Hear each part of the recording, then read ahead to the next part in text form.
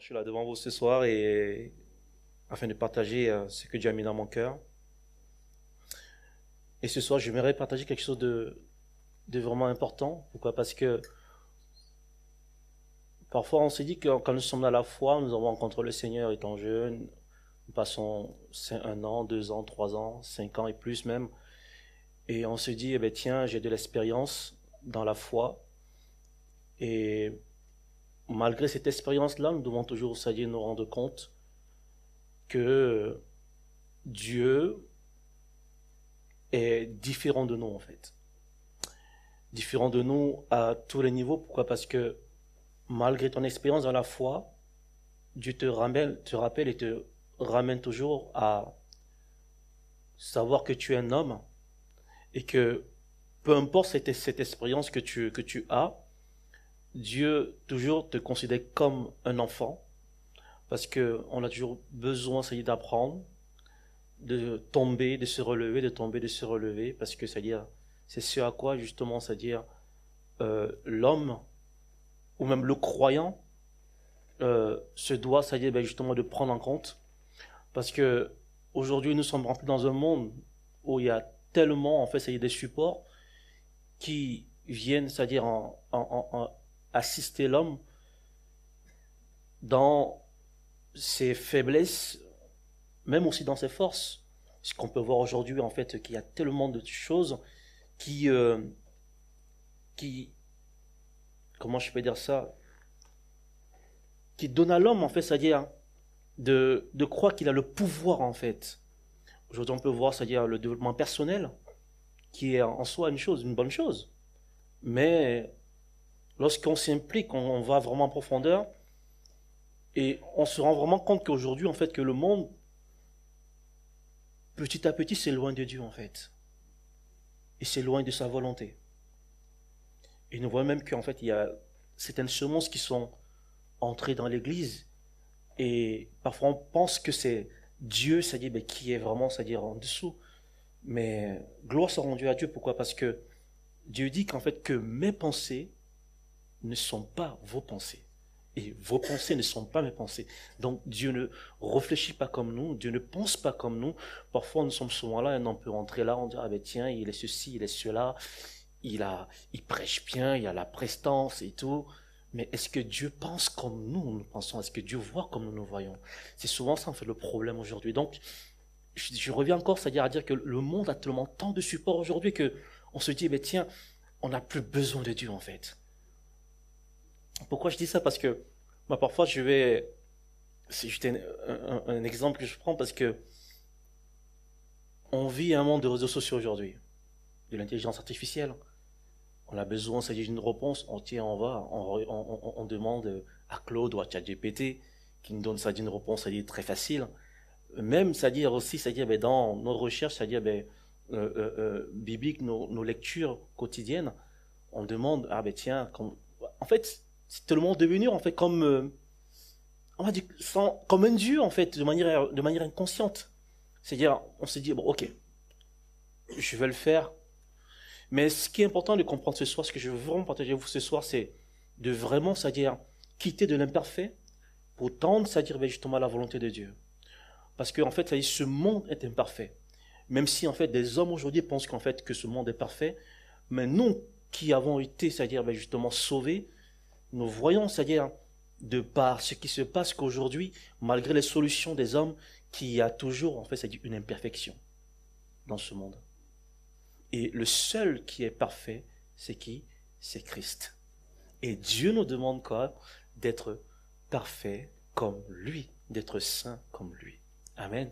Et donc, la première chose le premier verset qui m'est venu à cœur tout à l'heure quand j'étais assis pendant, c'est-à-dire justement les chants, c'est Éphésiens chapitre 2.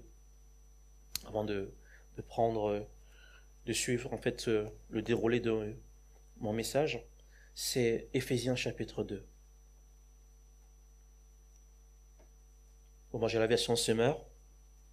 Après, c'est tellement si on peut prendre cette version-là ou le second. Mais j'aime aussi beaucoup la version Semeur. Qui dit, autrefois, Vous étiez morts à cause de vos fautes et de vos péchés. Par ces actes, vous conformiez alors votre manière de vivre à celle de ce monde et vous suiviez le chef des puissances spirituelles mauvaises, cet esprit qui agit maintenant dans les hommes rebelles à Dieu. Nous aussi, nous faisions autrefois tous partie de ces hommes. Nous vivions selon nos mauvais désirs d'hommes livrés à eux-mêmes et nous accomplissions ce que notre corps et notre esprit nous poussaient à faire. Aussi étions-nous par nature voués à la colère de Dieu comme le reste des hommes. Mais Dieu est riche en bonté. Aussi, à cause du grand amour dont il nous a aimés, alors que nous étions morts à cause de nos fautes, il nous a fait revivre les uns et les autres avec Christ. C'est par la grâce que vous êtes sauvés. Par notre union avec Jésus-Christ, Dieu nous a ressuscités les uns et les autres et nous a fait siéger les uns et les autres dans le monde céleste. Il l'a fait afin de démontrer pour tous les âges à venir, l'extraordinaire richesse de sa grâce qu'il a manifestée en Jésus-Christ par sa bonté envers nous. Amen. Donc, ce que Dieu est en train de dire ici de par sa parole, c'est que nous étions en quelque sorte égarés. Nous étions en quelque sorte, on va dire, notre propre Dieu. Et nous pouvons voir qu'aujourd'hui, dans le monde dans lequel nous vivions, nous sommes tellement, en fait, on se sent tellement fort, on se sent tellement intouchable parfois. Quand on atteint souvent, c'est-à-dire un certain sommet ou un statut social, on se dit, ok, tiens, là c'est bon, plus personne peut me parler, c'est bon, je suis arrivé, j'ai fait mes preuves devant les hommes, j'ai fait ceci, j'ai fait cela. Mais Dieu est en train de nous dire ce soir que nous étions dans cette de nature rebelle, de nature vraiment à ne même pas, c'est-à-dire, je sais pas comment l'expliquer, mais c'est pour vous dire comment Dieu est tellement si bon, parce que nous sommes souvent enclins, nous les hommes, à juger de manière, c'est-à-dire de manière précipitée, à se dire, ben non, telle personne n'est pas bien, telle personne n'est pas bien, mais comme je viens de dire tout à l'heure, qu'est-ce que Dieu lui dit? Dieu lui dit quoi, en fait? Et nous, en tant que croyants, que devons-nous faire? Sachant qu'en fait, nous savons qu'à l'intérieur de nous, nous vivons des combats au quotidien. Même dans la nuit, nous vivons des combats, dans notre sommeil. Et beaucoup aujourd'hui aussi vivent des combats de par les maladies et par beaucoup de choses. Mais quelle est vraiment la volonté de Dieu? Parfois, nous pouvons prier pour un sujet et nous disons, ok, je vais intercéder pour tel sujet. Et nous attendons la réponse de Dieu de par ce sujet de prière. Et certainement que dans notre cœur, nous voulons que ce sujet puisse vite se réaliser. Mais qu'en est-il de la volonté de Dieu? Est-ce le moment que ça se réalise le jour même, 2 jours, 3 jours, une semaine, une année? Ça peut se faire. Mais parfois, c'est-à-dire, à un moment donné, quand nous prions et nous disons, ok, d'accord, Seigneur, j'ai prié pour tel sujet, mais c'est pas arrivé aussi vite. J'ai pas eu de réponse. Et c'est là où, justement, c'est-à-dire qu'entre maintenant ce qu'on appelle, c'est-à-dire la foi, l'attente, selon la volonté de Dieu.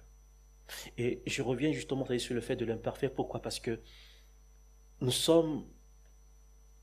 avons tellement des troubles, des luttes au-dedans de nous, que même quand nous revenons dans le Seigneur et que nous progressons dans la foi, dans notre croissance spirituelle, on se dit, mais tiens, maintenant je suis mature. Et malgré ça, il y a souvent quelque chose qui nous échappe. Des choses qui nous échappent pour nous faire croire parfois en fait que ce que nous sommes en train de faire, c'est selon notre propre chair parfois, mais pas selon la volonté de Dieu. Et d'où justement Dieu dit que nous aussi nous faisions autrefois tous partie de ces hommes, nous vivions selon nos mauvais désirs d'hommes livrés à eux-mêmes. Nous étions livrés à nous-mêmes, livrés à notre propre intelligence, livrés à nos propres, c'est-à-dire sagesse, livrés à nos méthodes, c'est-à-dire humaines, livrés à nos supports, à nos assistances aujourd'hui, de par ce que nous avons. Mais Dieu lui dit, quelle est ma volonté, quelle est la place que j'ai dans ton cœur aujourd'hui? Quelle est la place que tu me donnes dans ton cœur aujourd'hui? Voilà ce que Dieu justement nous demande. Pourquoi? Parce qu'il sait de quoi nous sommes faits. Il sait ce que nous sommes. Parce que nous sommes rassemblés tous aujourd'hui, mais nous ne connaissons pas ce que pensent les uns et les autres. Mais Dieu lui voit dans nos cœurs. Donc c'est la raison pour laquelle je voulais partager ce thème sorti de l'imparfait pour tendre vers la volonté de Dieu. Et qu'est-ce que la volonté de Dieu? Si on peut passer au slide suivant. Déjà, avant, on va revenir sur le premier slide, s'il vous plaît. Et nous savons qu'en fait que notre modèle par excellence pour nous qui avons cru, c'est Christ. Et ce dimanche, nous avons vu en fait, nous avons le pasteur Jacques a parlé en fait de la parole, en fait l'important de vraiment s'attacher à la parole. Et nous savons que la parole, c'est Christ. Et cette parole-là, c'est elle qui nous bâtit, c'est elle qui nous oriente, c'est elle qui nous guide, c'est elle qui nous donne une stabilité. Et donc, notre modèle par excellence, c'est qui? C'est Christ. Parce que Jean dit quoi? Il dit, Jean 6,38 dit, car je suis descendu du ciel pour faire non ma volonté, mais la volonté de celui qui m'a envoyé. Et c'est là où justement se joue en fait, c'est-à-dire le plus grand trouble en fait, l'une des plus grandes luttes qui ne commence pas par l'extérieur, mais déjà de l'intérieur, des combats intérieurs. Parce que aujourd'hui, comme je disais, en fait, tu vas dire, tu as peut-être un projet, tu dis, ok, je vais faire ça, je vais faire ça, je vais faire telle étude, je vais faire tel métier. Mais qu'est-ce que Dieu lui veut exactement?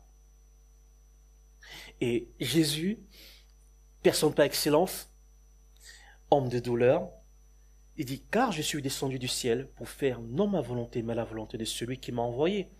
Et nous savons, c'est-à-dire le statut que Christ avait avant de venir sur terre. Il est Dieu. Donc, il s'est complètement, il a dit, ok, d'accord, je vais descendre dans la peau d'un homme, aller sur terre et vivre aussi ce qu'il vit. Et mais dans ces combats aussi là, Christ est en train de nous montrer de par cette parole qu'il s'est tellement abandonné au Seigneur, il s'est tellement soumis au point qu'il était incompris. Faire la volonté de Dieu aujourd'hui, c'est être incompris. Et moi je dis toujours que plus, c'est-à-dire nous nous soumettons à Dieu et plus nous faisons sa volonté, nous devenons incompris. Et peut-être même dans les couples. Parce que certainement tu vas dire, oh non, le Seigneur m'a dit d'aller prier à 2h. Et pourtant à 2h, ton épouse a besoin de toi. Et ça peut devenir un sujet de discorde. Et peut-être un bon dimanche, ta femme fait un bon gigot d'agneau. Par exemple, à midi à table, où vous devez, c'est-à-dire partager un repas en famille, et Dieu te dit non, ne mange pas. Et tu lui dis à ton épouse, non, je ne dois pas manger parce que le Seigneur m'a dit de ne pas manger. Devant un bon gigot d'agneau avec des pommes de terre bien sautées, quoi. Et je pense que là, tu auras une colle, hein, après. Non, c'est juste pour vous dire qu'en fait, que faire la volonté de Dieu, c'est devenir incompris, en fait. Et Christ nous dit, car je suis descendu du ciel pour faire ma volonté, non ma volonté, mais la volonté de celui qui m'a envoyé. Et il en va de même, c'est-à-dire pour nous qui sommes dans la foi, qui marchons, c'est-à-dire justement selon la parole de Dieu, pour un prédicateur qui apporte la parole, il se doit d'abord, c'est-à-dire de se soumettre à la volonté de Dieu. Il ne vit plus pour lui-même, mais il vit pour Christ. Parce que dit la parole? Que je fais ce dont pourquoi le Seigneur m'a envoyé de faire. Je me soumets à sa volonté. Parce que Dieu a une vision qui n'est pas la nôtre, mais une vision qui a pour but, c'est-à-dire de faciliter un cheminement vers, je pourrais dire en langage facile, une facilité. Je ne sais pas si on me comprend. Il dit que je suis le chemin. Donc si nous suivons, c'est-à-dire le chemin que Dieu a tracé pour nous, il sera plus facile pour nous, c'est-à-dire justement de réaliser ce pourquoi, c'est-à-dire le Seigneur nous a créés. Amen. Et donc, le mot volonté, c'est quoi la signification exactement? Si on peut aller au deuxième slide, s'il vous plaît. Donc, quand je faisais mes recherches, le mot volonté vient en fait du mot grec qui veut dire téléma. Et téléma, c'est ce que Dieu a décidé et déterminé. Le dessein de Dieu de bénir l'humanité par Christ, c'était sa volonté. Ce que Dieu veut que nous fassions, commandement, précepte, choix, inclination, désir et plaisir. Amen. En fait, ce que Dieu veut avant tout, c'est notre bien. Parce que la volonté, dire, ok d'accord, je veux faire ma volonté, en venant, c'est-à-dire en étant dans le Seigneur, et délaisser celle de Dieu, crée, c'est-à-dire une guerre. Une guerre, pourquoi? Parce que nous sommes des hommes, sujets, c'est-à-dire au péché, sujets à des erreurs. Et Dieu le connaissant, Dieu le sachant, dit, mon fils, ma fille, ce que je veux pour toi, c'est que tu fasses ma volonté, parce que j'ai préparé quelque chose de meilleur pour toi, une meilleure place. Amen. Et ce que Dieu a décidé est déterminé. Pourquoi? Parce que quand Dieu détermine quelque chose, quel que soit le projet des hommes, quel que soit même le projet du malin, quand Dieu ouvre une porte, selon sa volonté, nul ne peut la fermer. Quand Dieu envoie sa parole, elle ne peut que se réaliser. Mais parfois, comme je parlais tout à l'heure, en fait, c'est de l'aspect de la prière, d'un sujet de prière. Mais pourquoi parfois, c'est-à-dire, nos prières ne se réalisent pas? Pourquoi, c'est-à-dire, certaines luttes, nous n'arrivons pas, c'est-à-dire, à sortir, des combats? C'est tout simplement, certainement qu'il y a une erreur quelque part. Soit nous n'avons pas appliqué la parole à la lettre, ou soit nous n'avons pas tout simplement obéi. Et c'est là, justement, en fait, nos combats de tous les jours. Et l'ennemi le sait. Non, il nous combat dans notre chair, il nous combat dans nos pensées, il nous combat dans nos attitudes. Mais Dieu dit, ce que moi j'ai déterminé, le dessein de Dieu de bénir l'humanité par Christ, il savait que nous étions déjà perdus depuis le jardin. Mais qu'est-ce qu'il a présenté? La peau d'un agneau. Christ, la préfiguration de Christ, le sang de Jésus. C'était sa volonté. Sa volonté pour que nous ne nous perdions pas. Sa volonté pour que nous ne partagions pas à la fin des temps. Comment je pourrais dire? Que nous ne soyons pas tout simplement dans le feu avec, c'est-à-dire le rebelle, avec, c'est-à-dire le diable, tout simplement. Amen. Il dit commandement et précepte, nous devons mettre en pratique sa parole. Voilà ce que Dieu veut pour nous. Faire la volonté de Dieu aussi, c'est un choix. Oui, c'est un choix. Parce que je peux te dire, ok, fais ceci, mais tu peux me dire non. Et c'est là où justement qu'il y a une chose vraiment, c'est-à-dire très spéciale, c'est que Dieu est un gentleman. Dieu ne force pas. Ah ben oui, il ne force pas le Seigneur. C'est pourquoi parfois quand on va souvent évangéliser, du moins moi quand j'évangélisais souvent, je rencontrais des personnes, ben non, je ne veux pas parce que non, il ne faut pas forcer. Quand une âme ne veut pas, c'est-à-dire qu'on lui parle de Dieu, ne forcez pas. On ne peut pas, c'est-à-dire fais-toi à la place de Dieu. Nous ne sommes pas Dieu, nous sommes juste des vases.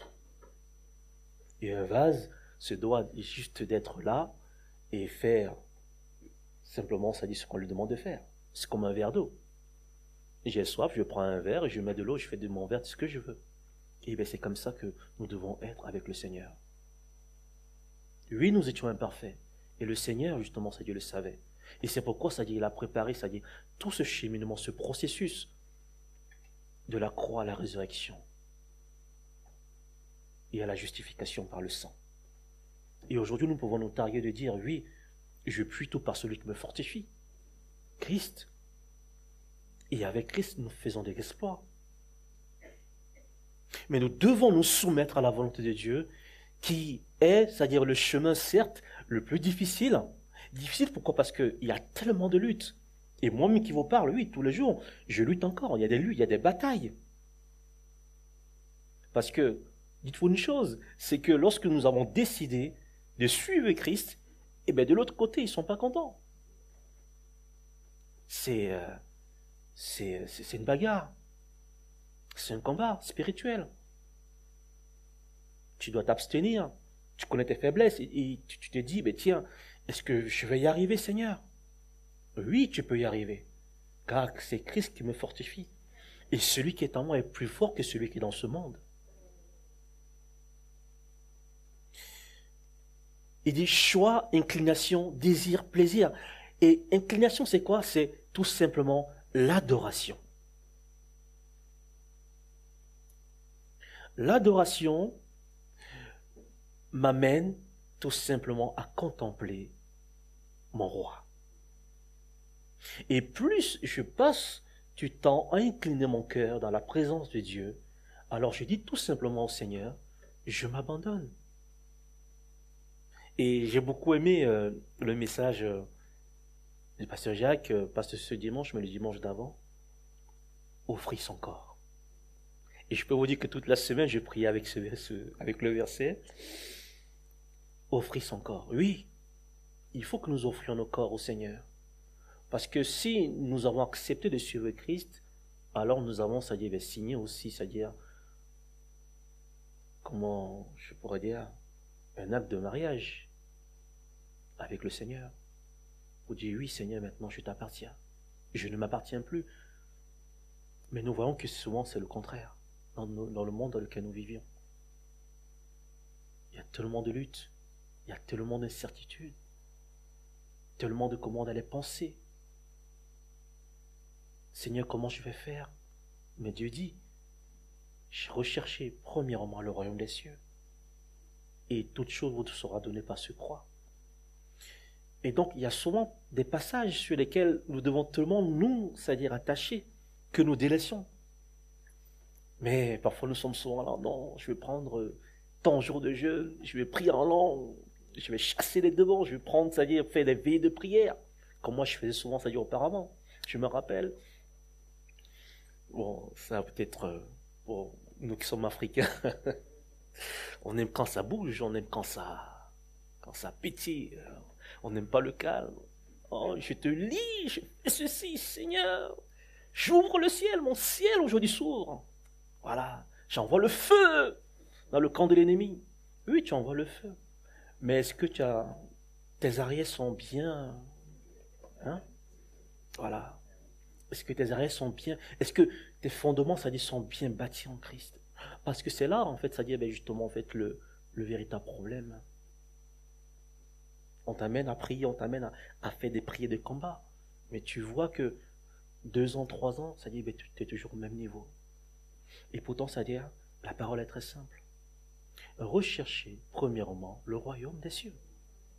Et Jean 15 dit, si vous demeurez en moi, et du moins, si mes paroles demeurent en vous, moi, Christ, si je demeure en vous, alors, demandez ce que vous voudrez, et je vous le donnerai. Demandez ce que vous voulez. Mais ne le comprenons pas simplement en langage facile, non. C'est que c'est un processus, en fait. C'est une relation avec le Seigneur. Je dois avoir une relation avec Dieu. Je dois partager, c'est-à-dire ma journée avec Dieu, mon temps avec le Seigneur. Faire la volonté de Dieu nécessite un choix difficile. Pourquoi je dis ça? Parce que tout simplement, quand tu vas commencer à cheminer, à faire sa volonté, je le redis encore, tu seras incompris. C'est pourquoi les pharisiens ne pouvaient pas le comprendre. C'était impossible. Il y avait une guerre au niveau des traditions, une guerre au niveau de l'intelligence, de la sagesse. Et pour eux, c'était inadmissible qu'un simple homme comme ça, et eux, des hommes vraiment, c'est-à-dire avec un statut social vraiment élevé, voir un homme, ou voir même, c'est-à-dire des disciples de Christ, c'est-à-dire prêcher la parole, dit non, c'est pas possible. Mais d'où il tire cette sagesse? Empêchons-leur de faire la volonté de Dieu. Empêchons-leur, c'est-à-dire justement d'amener des âmes à celui qui est le roi. Empêchons-leur justement l'Église de s'étendre. Empêchons-leur. Pourquoi? Pourquoi? Mais parmi eux, il y en a un qui a dit, ok, c'est ce que vous voulez. Vous voulez combattre la parole de Dieu, l'Église du Seigneur, sa volonté. Lui qui a donné son Fils pour nous. Bon, je ne dis pas qu'il a dit ça mot pour mot. Mais Dieu, dans sa volonté, il a préparé quelque chose de meilleur. Un banquet nouveau. Parce que l'ancien banquet, il fallait égorger des moutons. Il fallait... Vous imaginez? Imaginons quand Pasteur Jacques se lève le matin, il doit, ça dit, justement se repentir, et dit, ok, d'accord, j'ai combien de moutons dans la ferme à côté, ou combien d'agneaux. Vous imaginez que je dois prendre, ça dit, 4 agneaux pour, ça dit, justement égorger pour l'expiation de mes péchés, et sachant qu'à midi, je dois encore manger. Non, entre nous, imaginons un peu. J'ai 8 agneaux, je dois égorger, ça dit 6 agneaux, mais il m'en reste 2. Il faut que justement, j'en expie peut-être encore 4 le soir, mais il m'en reste 2. Parce qu'entre midi et 2, peut-être que j'ai fait un juron à un voisin. Ah ben Marc, tu sais, peut-être que j'ai été... Bon bref, okay, voilà. Il me reste 2 agneaux. Mais j'ai faim. Mais Dieu est merveilleux. Il a dit, ok, on va mettre... C'était juste une préfiguration. Mais j'ai préparé quelque chose de meilleur pour vous. Le sang de Christ. Vous voulez combattre l'Esprit de Dieu, la volonté du Seigneur, de faire du bien à cette terre, de faire du bien aux hommes, à ma créature. Vous voulez, c'est-à-dire empêcher cela? D'accord. Si ces hommes ne sont pas de Dieu, alors leur entreprise s'effondrera. Mais si ils sont dans la volonté de Dieu, alors c'est en vain que vous faites, que vous les combattez. Il en est ainsi aussi pour nous aujourd'hui. Si je suis dans la volonté de Dieu, alors qu'est-ce qui peut m'arriver? Si Dieu est avec nous, qui sera contre nous? C'est juste un acte d'obéissance, un acte d'inclinaison, d'incliner son cœur devant le roi. Est-ce qu'on peut aller au suivant, s'il vous plaît? Après, j'ai pris, après je pourrais le partager si vous voulez, mais j'ai pris en fait au niveau justement en fait de mes recherches la version grecque et la version, ça y est, hébreu en fait, au niveau justement de la définition. Sommes-nous dans la volonté parfaite de Dieu? Toute motivation doit demeurer dans la volonté de Dieu. Nous sommes souvent tiraillés entre nos désirs, nos habitudes et l'appel de Dieu. L'imparfait ne signifie pas l'absence de foi, il signifie que nous sommes encore en chemin. Amen. Nous sommes encore en chemin. C'est-à-dire nous sommes comme cet enfant qui est choyé à la mamelle, qui grandit, on enlève les couches, qui commence à pleurer, qui dit non à tout va. Non, non, non, non, non. Et quand tu commences à avoir 12 ans, 15 ans, d'ailleurs, papa, tu ne connais rien, toi. Moi, je connais tout. Hein. Bon, moi, je parle parce que c'est que je vis à la maison. Et je pense peut-être que vous aussi, vous avez vécu cela. Donc voilà, c'est un chemin, c'est un processus. Et je sais que c'est pas facile de faire la volonté de Dieu. C'est pas facile. Mais quand nous invitons le Saint-Esprit, il dit, je vous enverrai un consolateur. Le Saint-Esprit, il vous dira ce que je lui ai demandé de dire. Amen. On peut passer au slide suivant. Je vais aller plus vite parce que j'ai tellement pris de temps. La volonté de Dieu manifestée en Christ, Éphésiens 4, 11, et il a donné les uns comme apôtres, les uns comme prophètes, les autres comme évangélistes, les autres comme pasteurs et docteurs pour le perfectionnement des saints en vue de l'œuvre du ministère et de l'édification du corps du Christ. C'est la volonté de Dieu. C'était de susciter des enseignants de susciter des hommes, des disciples qui vont prodiguer des enseignements pour le perfectionnement des saints, pour que son corps soit bien statué, structuré. Normalement, dans l'Église, il ne doit même pas avoir de désordre. C'est-à-dire chacun doit être à sa place, parce que Dieu est un Dieu d'ordre. Mais qu'est-ce que nous voyons pas aujourd'hui? Où l'homme a remplacé Dieu. Et tellement que, c'est-à-dire, même les messages sont devenus tellement déguisés que nous ne savons plus à quoi ça donner. D'où, c'est-à-dire, il est important d'avoir le discernement et de vraiment cultiver, c'est-à-dire l'art de la relation avec, c'est-à-dire le Saint-Esprit, pour nous avertir, tiens, tel message n'est pas un bon message.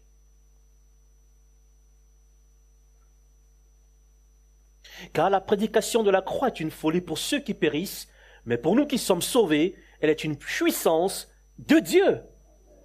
C'est la volonté de Dieu. Alléluia. C'est la volonté de Dieu.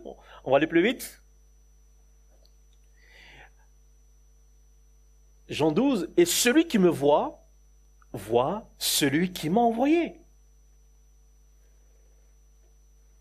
Celui qui me voit, voit celui qui m'a envoyé. Donc si aujourd'hui je dis que je suis chrétien, alors les fruits qui accompagnent le chrétien doivent être vus par les autres. C'est une question de caractère ici, en fait. C'est-à-dire, mon caractère doit pas influencer, mais, comment je pourrais dire, je trouve pas, aidez-moi. Témoigner, voilà, merci. Doit témoigner de qui je suis et à qui j'appartiens. Si nous sommes de Christ, parce que Christ, dans le livre de Matthieu, il dit, vous voyez, il prenait l'exemple en fait de cette maison qui est sur une colline. Même si peu importe qui passe, verra cette maison en fait. Et il dit, vous êtes aussi le sel de la terre. Mais si le sel ne donne plus de la saveur, alors c'est avec quoi, justement? Alors nous saler, ça dit nos aliments. Imaginons, on vous donne un bon poisson braisé, sans sel, ou un bon bourguignon, sans sel, non salé. Je pense que vous allez carrément ça jeter le plat sur le mur. Vous voyez? Donc on continue. Slide suivant. Les fils d'Aaron, ça j'aime bien ce passage, pourquoi? Parce que ça nous parle énormément, Lévitique 10:1. Les fils d'Aaron, Nadab, Abihu, prirent chacun leur encensoir et mirent du feu, posèrent de l'encens dessus et offrirent devant l'Éternel un feu étranger, ce qui ne leur avait point ordonné. Donc, c'est tellement intéressant, ce verset-là. Pourquoi? Parce qu'aujourd'hui, on veut tellement, c'est-à-dire faire des choses pour plaire, ou même pensant que ce que nous sommes en train de faire provient de la volonté de Dieu. Non. C'est pourquoi, même dans le ministère, dans le service, il y a des choses que nous ne devons pas faire. Parce qu'on se dit que nous sommes tellement archibishop, trishop, je sais pas quoi, vous voyez? Donc, j'ai tous les droits. Dieu m'approuve. Je peux tolérer certaines choses parce que j'ai du monde devant moi, j'ai 1000 membres, j'ai 5000 membres, voilà. Sans critique, sans jugement, bien sûr. Mais il y a des choses, c'est-à-dire, qui sont évidentes. Et nous pouvons voir qu'aujourd'hui, il y a un problème, une autre semence qui s'est immiscée dans l'Église. D'où la parabole, justement, en fait, des terres, en fait, de la terre. Les différents types de terrains. Il est important, lorsque nous marchons avec Dieu, de faire attention à ne pas faire entrer un feu étranger. Car le corps dans lequel nous sommes est le temple de Dieu. Il dit, je ne leur avais pas ordonné. Et aujourd'hui, ce qui nous tue en tant que chrétiens parfois, c'est les émotions. Et le fait parfois, justement, c'est-à-dire de dire, ok, je vais aider Dieu, je vais faire ceci, peut-être le Seigneur. Non. Il est important d'écouter et d'appliquer la parole de Dieu. Écouter dans la relation, appliquer de manière visuelle sa parole. Amen. Dieu vint vers Balaam pendant la nuit et lui dit, « Si ces hommes sont venus pour t'appeler, lève-toi, va avec eux, mais tu ne feras que ce que je te dirai. » Et nous connaissons tous l'histoire de Balaam. Je ne sais pas, c'est tellement que tout le monde a lu l'histoire de Balaam ici. Voilà. C'est vraiment, ça y est, l'exemple, c'est-à-dire parfait, typique. Et nous savons, c'est-à-dire comment il a fini Balaam. Tu feras ce que je te dirai. Franchement, entre nous aujourd'hui, entre nous, imaginons que ton pasteur te dit, tu es béni, demain tu auras, c'est-à-dire des millions, et tu sors à peine et Dieu te dit, ah ma fille, ce que le pasteur t'a dit, c'est faux. Tu vas dire, non, non, non, non, non, c'est le diable qui me parle. C'est parce que le problème, tout simplement aujourd'hui, c'est parce que nous ne sommes plus sensibles à l'esprit. Nous ne sommes plus sensibles à l'esprit, pourquoi? Parce que nous ne sommes plus attachés à la parole de Dieu. Je disais dernièrement à mon épouse, quand on a suivi après le message, ça dit bien sûr, offre ton corps. Je disais à mon épouse, ah, Pasteur Jacques, j'ai l'impression que quand il prêche, c'est méchant. Ah oui, c'est méchant. Mais ça fait du bien. Elle dit, oui, elle dit, c'est vrai. J'ai dit, mais qu'est-ce que je suis en train de te dire? J'ai dit, mais oui, c'est méchant, mais ça fait du bien. J'ai dit, oui, et j'aime ça. Oui, si. Parce qu'il est important, franchement, on peut quand même rigoler, bien sûr. La parole est notre fondement. Il n'y a pas à discuter. On ne discute pas avec la parole de Dieu. Moi, j'ai souvent eu des débats avec des musulmans ou même des chrétiens, c'est-à-dire qui sont maintenant devenus des chrétiens de New Age. Moi, je n'aime pas les débats, en fait, en ce qui concerne la parole de Dieu. Non, moi, je ne les aime pas. Parce que ce que Dieu a écrit, c'est oui et amen, c'est tout. Le reste, ça ne m'intéresse pas. Je suis allé un jour dans une librairie que je ne citerai pas le nom. Je suis allé payer un livre. Et on a commencé, c'est-à-dire à discuter avec le monsieur qui était chrétien. Il est chrétien. En guillemets, bien sûr. Qui dit non, la parole se doit d'être adaptée. La parole doit s'adapter à notre monde parce que le monde évolue. J'ai dit merci, au revoir.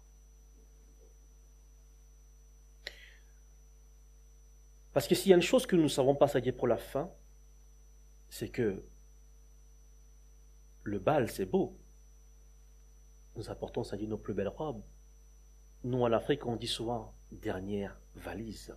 Ça veut dire tu mets, c'est-à-dire ton plus beau costume. Mais le bal a un début et a une fin. Tu manges, tu te goinfres, tu dans la salsa, tout ce que tu veux. Mais à la fin, il y a une fin. Et c'est pourquoi, en fait, c'est-à-dire le passage de l'intrus lors du banquet de Christ. Et ça me perturbe encore jusqu'au jour d'aujourd'hui. Comment cet homme, Dieu invite tout le monde, mais cet homme-là, lui, il a un autre vêtement. Mais déjà, comment a-t-il fait pour entrer? Et moi, c'est l'intrigue, en fait, justement, de ce verset. Comment a-t-il fait pour entrer? Vous voyez? Qu'est-ce que ça signifie? Christ, enfin, on dit, on est chrétien. Dieu, il nous voit. Les hommes nous voient. Oh non, c'est un bel homme. Un homme intègre. Mais dans le secret, Dieu te voit. Et Dieu te laisse le temps. Tu es dedans, dans le bal. Dieu te voit. Il te laisse le temps. Mais dis-toi que tu n'es pas maître de ton temps. Et elle peut s'arrêter ta vie à tout moment. C'est pourquoi faire la volonté de Dieu, mes frères et sœurs, ce soir, c'est l'une des choses à laquelle nous devons vraiment nous y attacher. Certes, imparfait, oui, mais justifié par le sang de Christ. Certes, imparfait, je puis tout par celui qui me fortifie. Certes, imparfait, à la croix, j'ai été justifié. C'est pourquoi même si le diable m'accuse, j'ai l'assurance qu'il y a un avocat. Et cet avocat, c'est Christ. Et pour terminer, est-ce qu'on parle aussi, oui, Romain, je pense que, oui, on va prendre Deutéronome pour vraiment, c'est-à-dire conclure. Si tu obéis fidèlement à la volonté de l'Éternel, ton Dieu, si tu observes et mets en pratique tous ces commandements que je te prescris aujourd'hui, l'Éternel, ton Dieu, te mettra au-dessus de toutes les nations de la terre. Voilà, en fait, c'est-à-dire le secret de la prospérité, de la réussite. Un jour, il y a un homme qui m'a posé la question, il m'a dit, Patrick, à ton avis, penses-tu que le fait qu'il y ait des architectes, qu'il y ait des ingénieurs aujourd'hui, tous ces hommes qui sont dans l'architecture, dans l'ingénierie, qu'ils soient mécaniques ou peu importe, est-ce que Dieu les appelait réellement, c'est-à-dire à faire ces métiers-là? Pas que Dieu dit de ne pas travailler. Il ne faut pas procrastiner non plus. Ou être, c'est-à-dire passif. Mais imaginons que tu fasses réellement ce pourquoi Dieu t'a créé. Imaginons un peu. C'est-à-dire, tout coule comme l'eau de source. Je suis un arbre planté près d'un courant d'eau. Et en chaque saison, je donne mon fruit. Mais pourquoi nous, en chaque saison, nous ne donnons pas notre fruit? C'est parce qu'il y a un problème quelque part. Et malheureusement, c'est le problème de l'Église aujourd'hui aussi. Pourquoi il n'y a plus tant de miracles? Même s'il y en a d'autres qui combattent les miracles. Nous ne devons pas combattre les miracles. Je sais que parfois, c'est-à-dire, quand je faisais les temps de ministère, c'est-à-dire à Montpellier, il y avait souvent aussi quelques Européens, et certainement que le fait d'être un peu, c'est-à-dire restreint dans dans le ministère du ministère, c'est les temps de prière, c'est-à-dire le temps de délivrance pendant les cultes, bien sûr. Il y en a dont ça ne plaisait pas, il y en a d'autres qui avaient peur et tout. Et je sais qu'en Occident, dans les pays européens, quand je dis ça, voilà, ça fait maintenant 30 ans que je suis ici, hein, donc en France. J'aime la France, j'aime la culture et tout, donc, mais il y a quand même, c'est-à-dire un aspect à ne pas vraiment croire en fait, un esprit vraiment cartésien. Et même quand même d'autres aussi viennent en Christ, et pourtant, il y a tellement une liberté en Christ. Il est important de comprendre que les miracles, c'est ce qui témoigne de la puissance de Dieu. Il doit y avoir des miracles. Il doit y avoir, c'est-à-dire des hommes et des femmes libérés de la puissance du malin. Donc nous ne devons pas, c'est-à-dire mettre un frein à cela. Bien sûr, ça ne doit pas devenir un désordre, hein, parce qu'aujourd'hui, maintenant, bon, bref, on voit ce qui se passe. Oui. Nous devons être, c'est-à-dire disciplinés, structurés. Pas marcher dans le désordre. Parce que qu'est-ce qu'on voit pas aujourd'hui avec les miracles? Ah, pasteur, ceci, pasteur, cela. Oui. Faire la volonté de Dieu, c'est dire, Seigneur, mon corps t'appartient, ma vie t'appartient. Je ne vis plus, mais c'est toi qui es au contrôle. Donc voilà ce que je voulais partager avec vous ce soir. Il y a tellement de choses à dire à chaque fois. Et je vais encore remercier le Seigneur pour ce moment. Et nous allons nous lever, nous allons prier, parce que j'ai à cœur justement qu'on prie.